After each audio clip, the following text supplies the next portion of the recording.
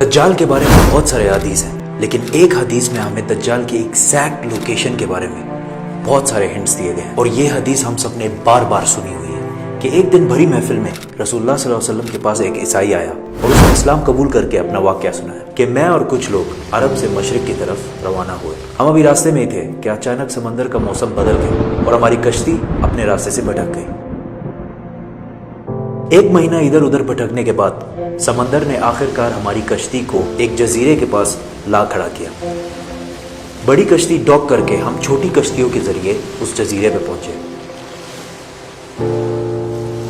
اور وہاں ہماری ملاقات ایک عجیب قسم کے مخلوق سے ہوئی جو بالکل کالا اور جسم پر بہت زیادہ بال تھے اس کے، اور اس نے اپنا نام جساسا بتایا۔ ہم نے اس سے پوچھا تم کیا چیز ہو، کیا مخلوق ہو؟ اس نے بولا مجھے چھوڑو، وہ ادھر ایک مندر ہے، ادھر جاؤ، وہاں ایک شخص تمہارا بہت شدت سے انتظار کر رہا ہے۔ اندر ہم نے ایک شخص کو زنجیر میں بندھا ہوا دیکھا اور اس نے ہم سے 3 سوال پوچھے کہ مجھے بیسان کے درختوں کے بارے میں بتاؤ، کیا اس میں کوئی فروٹ پھل وغیرہ ہیں؟ ہم نے کہا بالکل، وہاں بہت فروٹس پھل وغیرہ ہے۔ اس نے کہا بہت جلد وہاں کچھ بھی نہیں ہوگا۔ پھر اس نے پوچھا مجھے لیک آف تبریہ کے بارے میں بتاؤ، کیا اس میں پانی ہے یا نہیں ہے؟ ہم نے کہا وہاں بہت پانی پڑا ہوا ہے۔ اس نے کہا بہت جلد یہ بھی خشک ہو جائے گا۔ اور پھر اس نے کہا مجھے اس امی پیغمبر کے بارے میں بتاؤ، کیا کیا ہے اس نے ابھی تک؟ ہم نے بتایا کہ وہ مکہ سے نکل کر مدینہ میں آباد ہو چکا ہے۔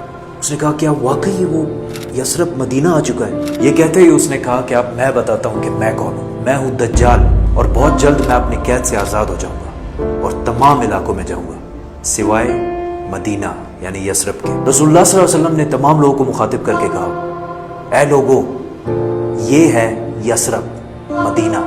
تمیم الداری جو کہہ رہا ہے مجھے اس میں سچائی نظر آ رہی ہے۔ یاد رکھو دجال شام کے سمندر میں ہے اور نہ یمن کے سمندر میں۔ اور اپنے ہاتھ سے مشرق کی طرف اشارہ کر کے کہا دجال مشرق میں ہے، دجال مشرق میں ہے، دجال مشرق میں ہے۔ اب سمپل سی بات ہے، ایز وی نو کہ مشرق کی طرف سفر کے بعد ان کی کشتی ایک جزیرے پہ رکی تھی۔ So let's just find out all the islands east of مدینہ۔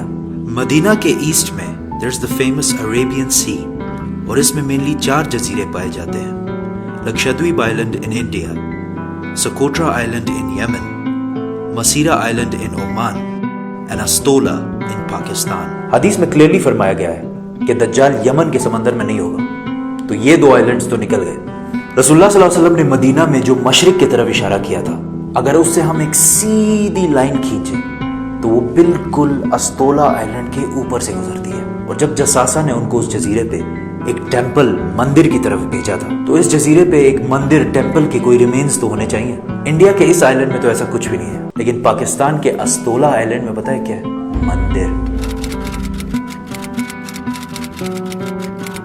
لیکن یہ تو 1450 سال پرانی کہانی ہے، مندر تو ابھی 40-50 سال پہلے بنا ہوگا۔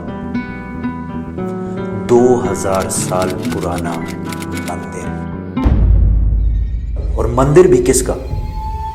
کالی ماتا، ہندوؤں کی سب سے خطرناک اور خوفناک گاڈس، دیوی، جو دکھنے میں بہت خوفناک اور جس کے جسم پر بھی بہت زیادہ بال ہیں۔ کچھ یاد آیا؟ جساسا۔ ان صحابیوں نے جس عجیب سے مخلوق کی بات کی تھی وہ بالکل ہندوؤں کے اس بھگوان سے ملتا جلتا ہے۔ لیکن اگر آج آپ استولا آئلینڈ جائے تو آپ کو دجال نہیں ملے گا۔ وہ آزاد ہوا ہے یا نہیں یہ تو نہیں پتا، لیکن یہ جو جساسا ہے اس کو غور سے دیکھیں۔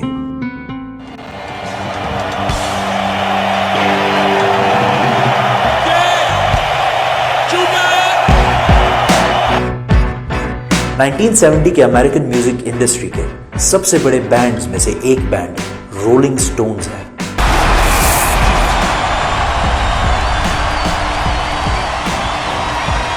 جس نے اپنا یہ لوگو ہندو گاڈس کالی ماتا سے انسپائر ہو کے بنایا، اور یہ لوگو پچھلے صدی کے سب سے مشہور لوگوز میں سے ایک ہے، اور رولنگ سٹونز بینڈ کو one of the greatest of all time مانا جاتا ہے۔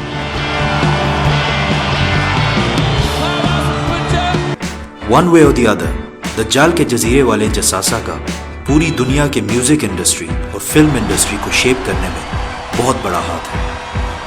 کوئنسیڈنس؟ اور maybe not.